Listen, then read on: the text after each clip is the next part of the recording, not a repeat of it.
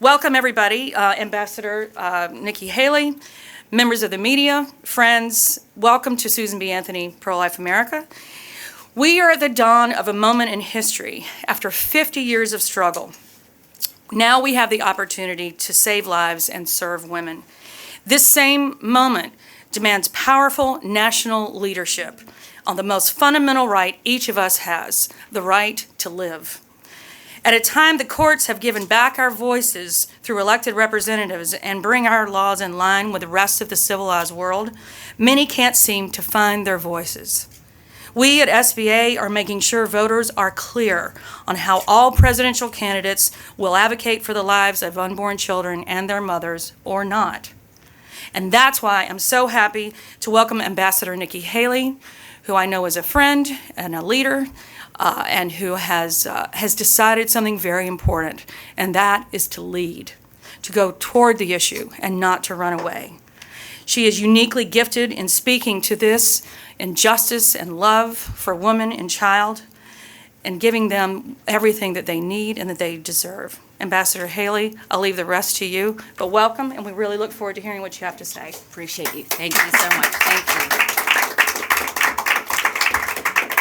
Thank you, Marjorie, and thank you to Susan B. Anthony List for its tireless work on behalf of innocent children and moms. My subject today is the conversation around abortion. It's a sensitive topic that deserves our attention.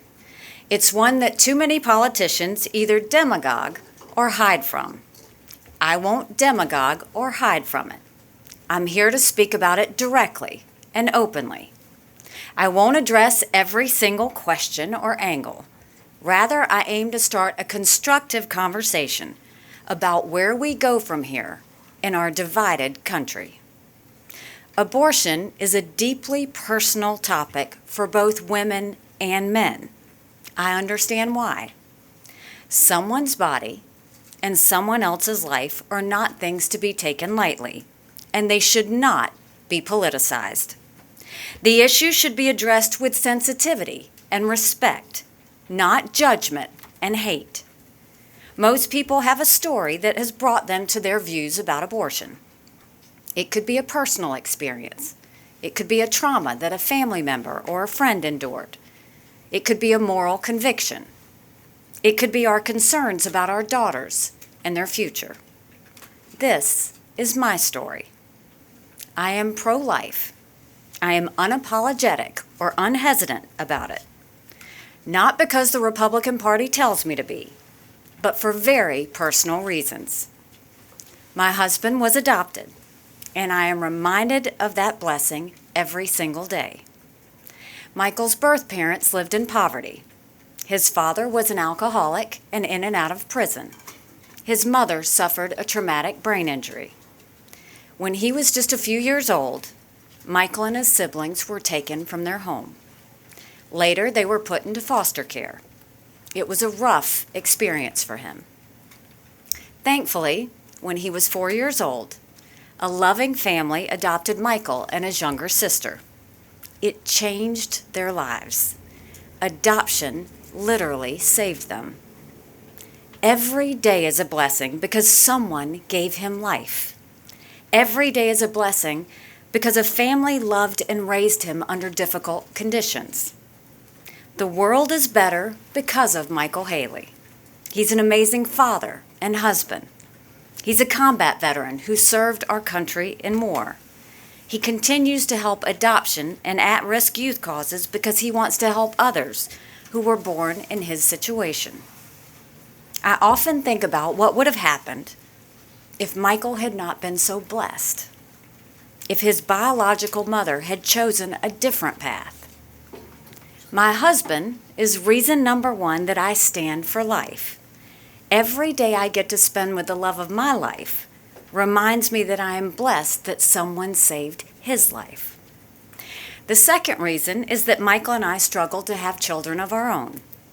I had many challenges as a teenager into my college years.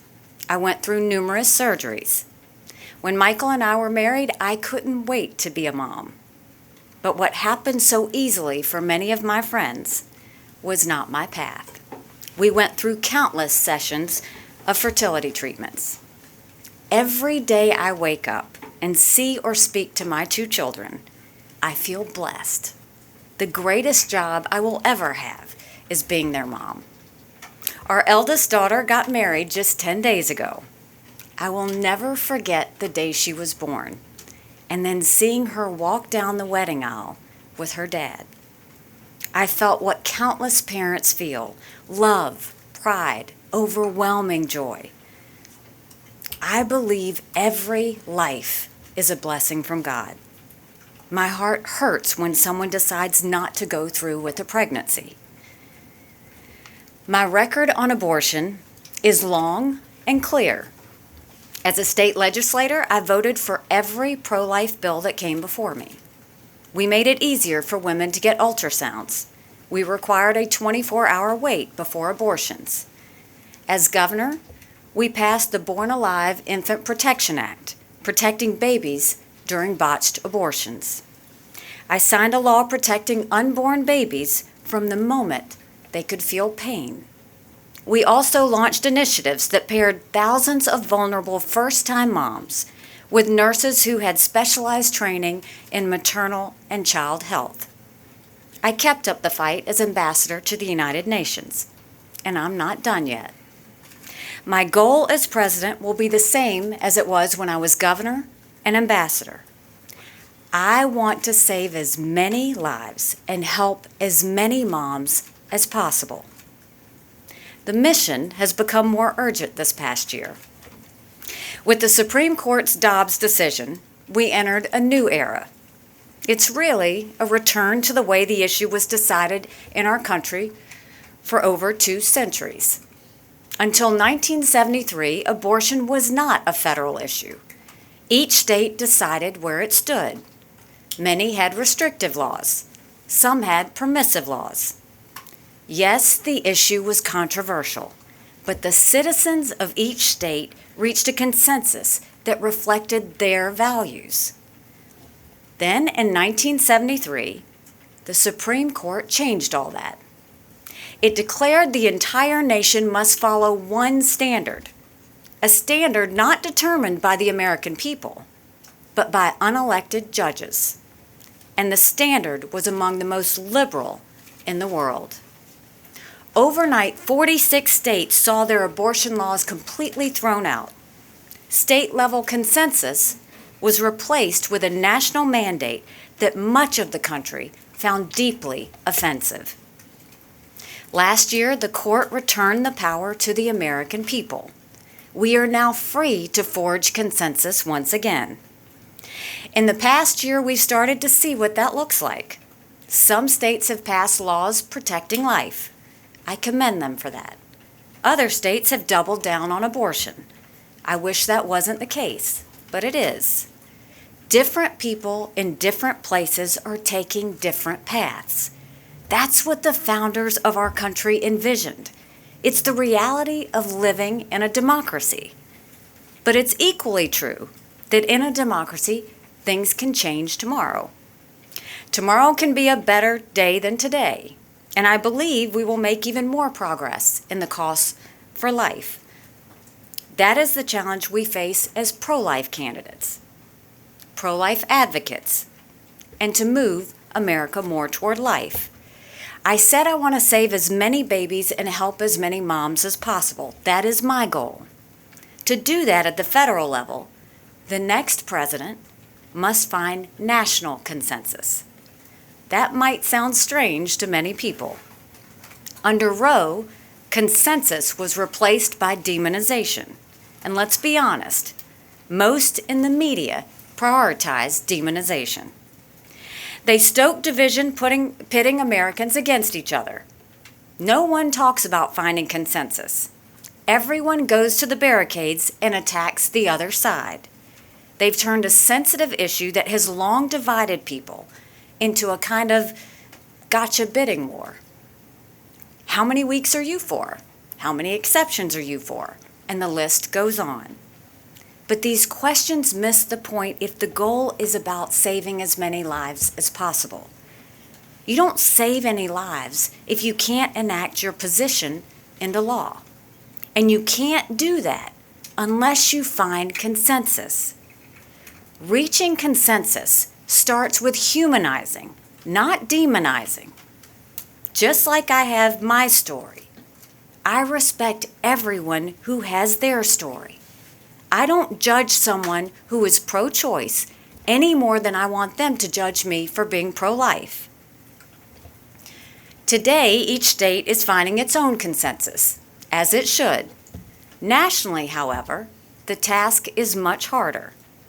As a practical matter, you only achieve consensus when you have a House majority, a 60-vote Senate majority, and a president who are all in alignment. We are nowhere close to reaching that point. Today, there are around 45 pro-life senators, depending on how you count them. There haven't been 60 Republican senators since 1910. It could happen one day, but it hasn't happened in over 100 years, and it's unlikely to happen soon. We have to face this reality. The pro-life laws that have passed in strongly Republican states will not be approved at the federal level. That's just a fact, notwithstanding what the Democrat fearmongers say. They say Republicans are about to ban all abortions nationwide and send women to prison. These wildly false claims, amplified by sympathetic media, are not designed to do anything other than score political points. They know as well as anyone that no Republican president will have the ability to ban abortion nationwide, just as no Democrat president can override the laws of all 50 states. It's just not going to happen. But that does not mean we can't save as many lives as possible. I do believe there is a federal role on abortion. Whether we can save more lives nationally depends entirely on doing what no one else has done to date, and that is to find consensus. That's what I will strive to do. In fact, I believe common ground already exists. There is broad public agreement that babies born during a failed abortion deserve to live. They need medical attention and the full protection of the law just like every other baby. There is broad political agreement that we should never pressure moms into having an abortion. They should get support to carry their baby to term. They should be able to get information from pregnancy resource centers, and especially about adoption.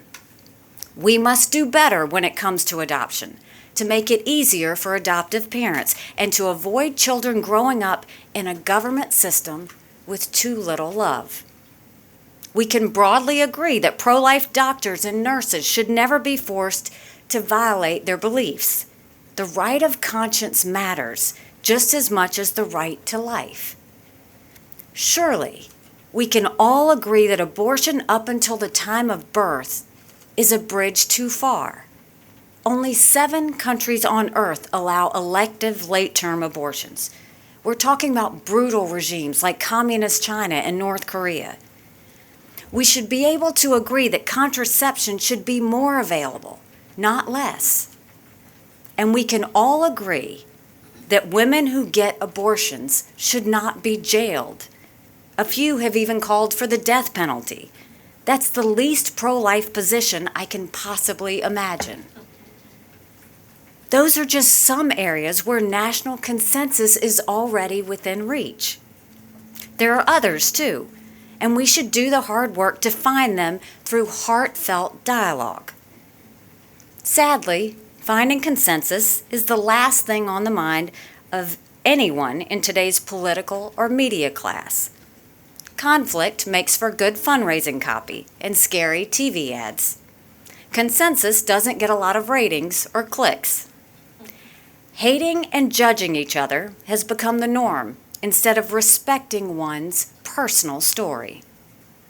I would remind those on the left who demonize anyone who is pro-life that it was not too long ago when President Bill Clinton said he wanted abortion to be, quote, safe, legal, and rare.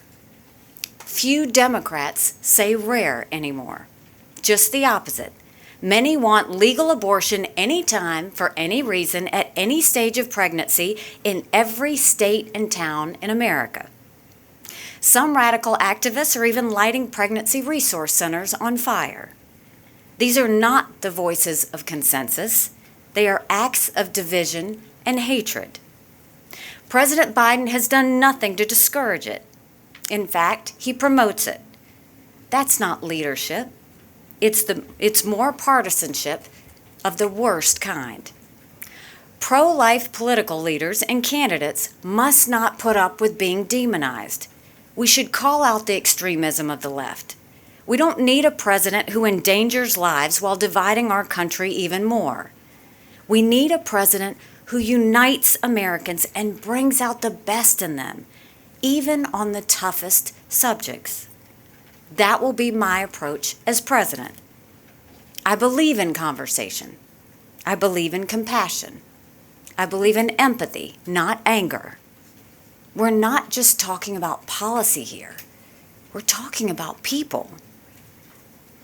That's often lost in this debate, on the left and the right, but it's front of mind for me. I acknowledge the humanity of both the unborn baby and the pregnant mom. I know how hard pregnancy can be. Some days you're so sick you can't get out of bed. You worry if you're up for raising a baby, and you know you're going to need a lot of help. That's what I felt during my pregnancies. Many women have it much harder. I desperately wanted a child. I had a loving family eager to help out. But some moms never wanted to be pregnant at all. Some are single with no one to help and no idea on how to raise a baby while keeping a job. I had a friend who was raped. I know the anguish she went through worrying that she would have an unwanted pregnancy. It was an anguish I wouldn't wish on anyone. We can't ignore the fears those women face. I will never downplay these difficulties as I fight for life, and I won't demonize those who disagree with me. We can't give in to the outrage and accuse our opponents of being evil. That's self-defeating. If we want to protect more moms and save more babies, we need more Americans to join with us. We must persuade people to find consensus, not push them further away. I know we can do it. I've done it before. 8 years ago, when I was governor, I encountered the most difficult challenge of my life. A sick and twisted young man walked into Mother Emanuel Church in Charleston. He joined a Bible study of African Americans. He sat down and prayed with them for over an hour, and then he opened fire. He murdered 9 amazing souls. He openly said he did it because of the color of their skin. In the awful days that followed, photos emerged of the killer posing with the Confederate flag. Amid our grief, a massive debate broke out. It centered on the Confederate flag that flew on the grounds of the South Carolina State House. Our state had been bitterly divided on the flag for decades. On one side were those who wanted to tear it down. On the other side were those who wanted to keep the flag. Both were united in their sadness over the Mother Emanuel murders, but they were divided about what the flag meant and what taking it down would mean. The debate was intense. People wondered if South Carolina would break out in violence and destruction like what we had recently seen in Ferguson, Missouri, and other places. But we didn't. In that fraught moment, I gave a speech and I said, I quote, "For many people in our state, the flag stands for traditions that are noble, traditions of history, of heritage, and of ancestry. At the same time, for many others in South Carolina, the flag is a deeply offensive symbol of a brutally oppressive past. As a state, we can survive as we have done, while still being home to both of those viewpoints. We do not need to declare a winner or a loser."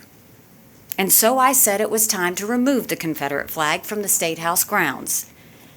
This was no easy task. It was a highly emotional issue in our state, and removal required 2/3 vote of both the State House and Senate. But several days later, large, diverse, and bipartisan majorities in our state legislature voted to bring the flag down. We found consensus on a very tough issue. Republicans and Democrats worked together and made progress by talking to each other as human beings. We saw past our differences and united to move forward as one state and one people. What was true then with the flag can be true now with abortion. This shouldn't be about one movement winning and another one losing. This shouldn't be about picking sides, scoring points, or stoking outrage. It's about saving babies and supporting moms. I'm fighting for all of them, and I will work with anyone to do that. I have faith we can make progress. I have faith we can save more lives and give every baby, mother, and family the best shot at the best life. Our national history should give us hope. Time and again, the American people have confronted great wrongs and worked hard to convince their fellow citizens to make them right. Think back to the abolitionists. They spent the better part of a century striving to end our original sin of slavery. Think back to the suffragettes. It took them longer to secure the support of their fellow citizens for women's right to vote. Think back to the leaders of the civil rights movement. Their tireless work showed America that segregation was wrong and equality was right. Think back to the progress we're already making in the restoration of the right to life. 50 years ago, a court forced unlimited abortion on an unwilling nation. Millions of Americans responded, not with rage, but with resolve. They reminded our fellow citizens about the humanity of the unborn child and the needs of pregnant mothers. Now that power has been restored to the people. Let us treat it as the important and deeply personal issue that it is. Let's discuss it in a way that allows Americans to show love for one another, not judgment or contempt. And let's find a consensus that allows us to save as many babies as we can while supporting women in difficult situations. I'm ready for the hard work that lies ahead, and I'm confident we can move forward together toward our founding promise of life, liberty, and the pursuit of happiness for all. Thank you, God bless you, and God bless America.